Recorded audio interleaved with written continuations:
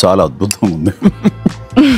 వదిలేస్తే మొత్తం తినేస్తాను, నా సరదా తీరేంత కొంచెం ఇంకొక తిని వదులుతాను. కానీ చాలా బాగుంది. కానీ ఎంత తిక్కుగా ఉంది మీ ఇక్కడ. So nice.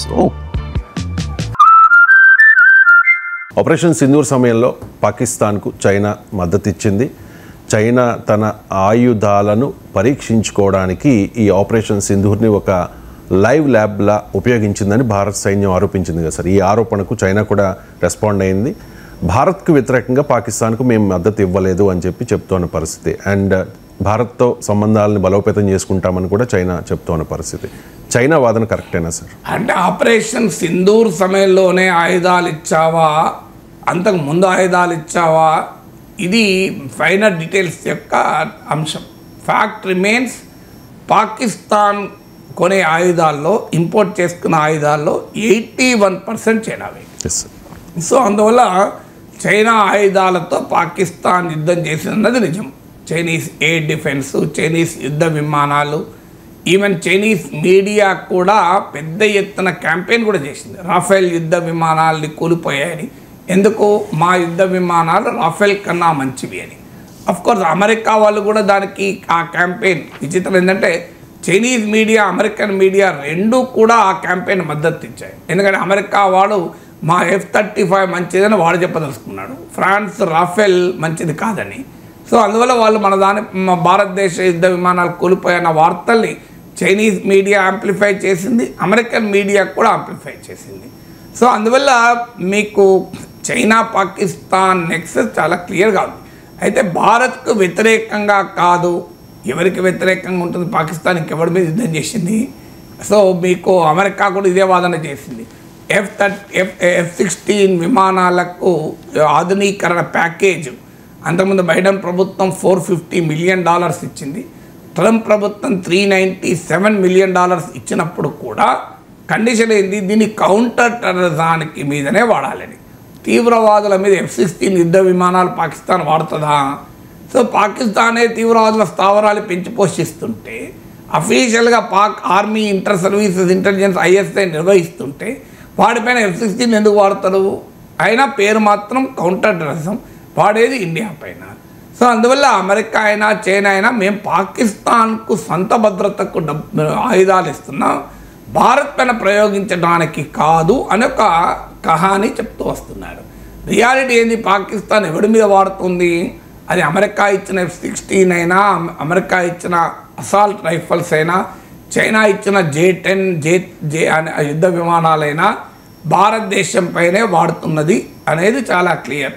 అమెరికా కావచ్చు, చైనా కావచ్చు, తుర్కీ కావచ్చు, యూరోపియన్ నేషన్ నెదర్లాండ్స్ అని ఆ దేశం కావచ్చు, ఎవరిచ్చినా వాడేది మన పైన. సో నువ్వు ఎందుకు ఇచ్చావు అన్న దాంతో మాకేం సంబంధం? వాడుతున్నది మా పైన, మాకు దెబ్బలు తగులుతుంటే నేను మిమ్మల్ని కొట్టడానికి ఇవ్వలేదు అంటే మాకు ఆ సంబంధం ఉన్న అంశమే కాదు కదా. ఇక చైనా ఇది ఒక్కటే కాదు కదా, మీకు యునైటెడ్ నేషన్స్లో డిప్లొమాటిక్గా సపోర్ట్ చేసింది. ఇది మనందరికీ తెలుసు. యునైటెడ్ నేషన్స్లో పాకిస్తాన్కు మద్దతుగా, అండగా మీకు చైనా ఉంది, అమెరికా కూడా ఉంది. సో మీకు పాకిస్తాన్కు ఈవెన్ ఆ సమయంలో శాటిలైట్ డేటాను కూడా మన సైన్య ప్రతినిధులు చెప్పింది, భారతదేశ సైనిక మోహరింపుల పైన అంటే ఆర్మీ మూమెంట్స్ పైన చైనీస్ శాటిలైట్స్ డేటా సేకరించి పాకిస్తాన్కి ఇచ్చారు అని కూడా వార్తలు వచ్చాయి. సో చైనీస్ ఇది ఇప్పుడు కొత్త ట్రెండ్. ఇది మీకు 1965, 1971, 1999 వార్లో లేని 2025 వార్లో వచ్చిన కొత్త ట్రెండ్ ఏంటంటే చైనా పాకిస్తాన్ నెక్సెస్ ఒక స్థాయి దాటిపోయింది. అంటే నేరుగా చైనా కూడా రంగంలో దిగి ఇండియా పైన దాడి చేయకపోవచ్చు, కానీ మీకు 2 ఫ్రంట్ వార్ కాకపోవచ్చు, కానీ పాకిస్తాన్ ఆర్మీలో చైనా ఇన్వాల్వ్మెంట్ ఆ స్థాయికి పెరిగింది. ఎందుకంటే పాకిస్తాన్ చైనాను, ఇండియాను కంటైన్ చేయడానికి ఒక బలమైన వ్యూహాత్మక మిత్రదేశంగా చైనా చూస్తోంది.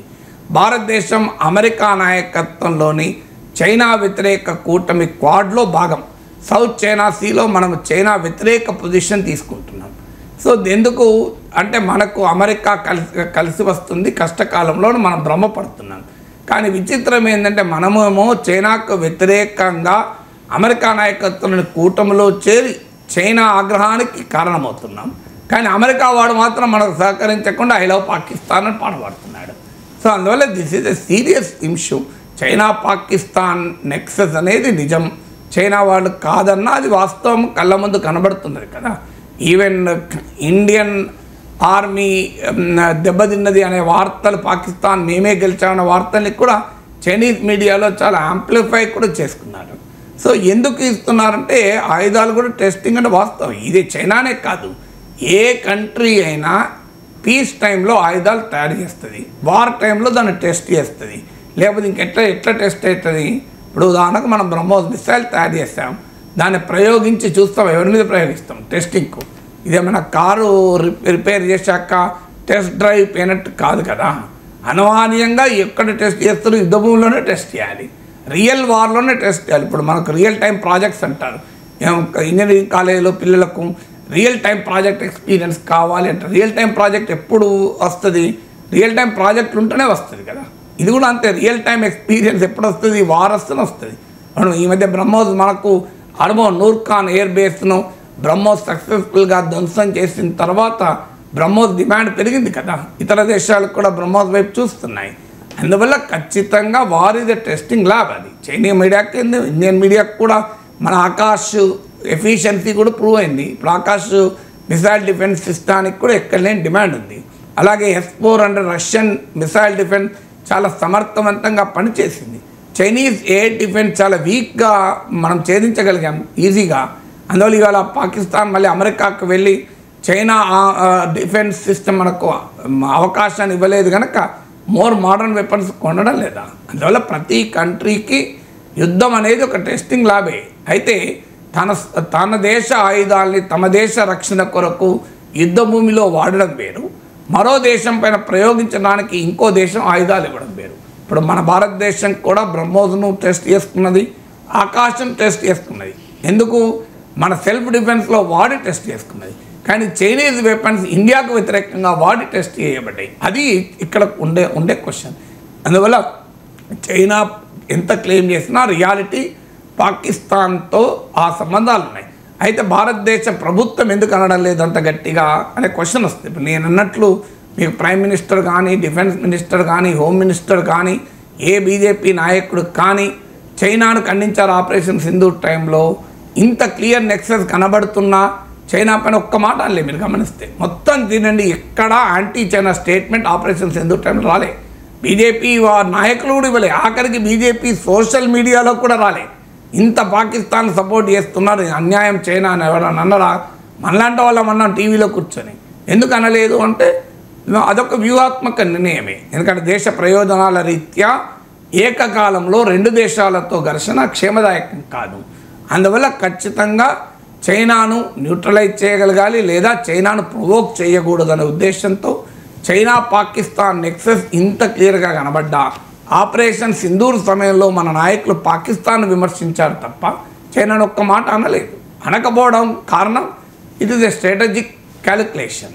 అందువల్ల టూ ఫ్రంట్ వార్ అడ్వైజబుల్ కాదు కనుక సో ఆ మేరకు చైనాతో రిలేషన్స్ పెంచుకోవడానికి కూడా ప్రయత్నం చేస్తున్నాం. అది కూడా నిజమే. ఇప్పుడు చైనా చెప్పడం ఏంటి? Shanghai cooperation organization meeting Rajnath Singh వెళ్ళలేదా?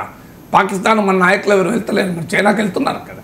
పాకిస్తాన్కు ప్రైమ్ మినిస్టర్ వెళ్ళడం కనుకనే సార్క్ సమావేశాలు 2015 తర్వాత జరగలేదు కదా. 2015లో సార్క్ సమ్మిట్ ఉండే పాకిస్తాన్లో, అప్పటి నుంచి ఇప్పటి వరకు జరగలేదు కదా. మీకు చైనా ఇప్పుడు ఫారిన్ మినిస్టర్ కూడా వెళ్తున్నాడు, ఈ China Jaishankar. Shanghai cooperation organization మీద చైనా డామినేటెడ్ ఆర్గనైజేషన్, దాంట్లో మనం ఉన్నాం కదా. బ్రిక్స్లో చైనాతో సహా మనం ఉన్నాం కదా. సో అందువల్ల చైనాతో కలిసి మనం బ్రిక్స్లో ఉన్నాం, SCOలో ఉన్నాం. చాలా క్లియర్గా మనము మన నాయకులు చైనా వెళ్తున్నారు, చైనాతో నార్మలైజేషన్ టాక్స్ జరుపుతున్నారు. అందువల్ల ఆ పాయింట్ చైనా ఉన్నది రైట్. కానీ పాకిస్తాన్కు మేము సహకరించలేదు అన్నది నిజం కాదు కదా.